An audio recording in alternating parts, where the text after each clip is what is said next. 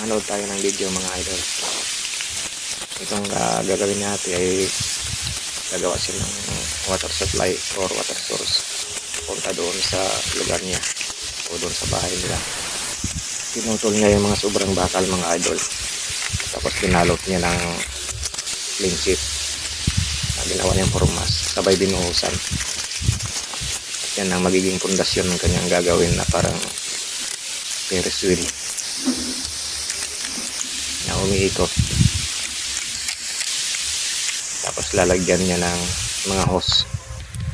Dito mag-welding siya dito ng kanyang mga gagamitin. All around ito si ate, marunong siya mag-welding, marunong din siya magmason.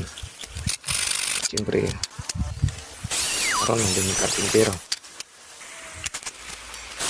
Kahanga-hanga itong talento ni ate. Bibihira lang itong mga ganitong klaseng talento.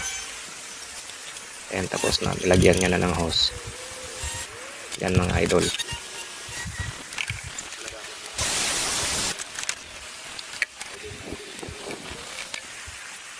Pagkatapos niya mga idol, idadalhin na niya doon sa ilog. Tatawag lang siya ng mga kasama niya magbubuhat. Ayan.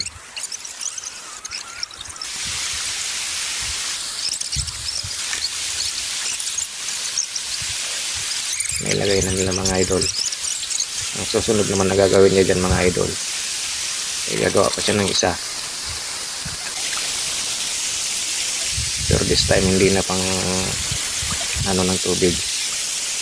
Kumbaga pa yung gagawa siya ng pangbayo ng palay, pero ganyan din ang proseso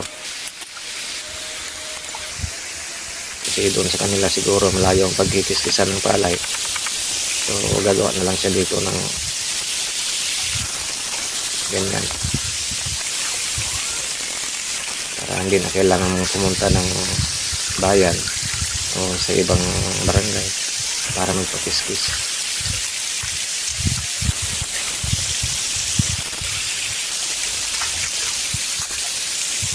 Unti-unti na niya natatapos yung ginagawa yung pangalawang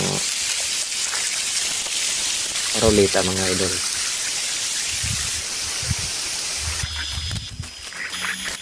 Dito nga gagawa naman ulit siya ng panibago.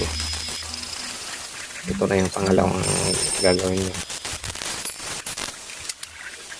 Ito naman ay pangkiskis ng palay. Kumbaga babayuhin niya yung palay katulad ng mga sinaunang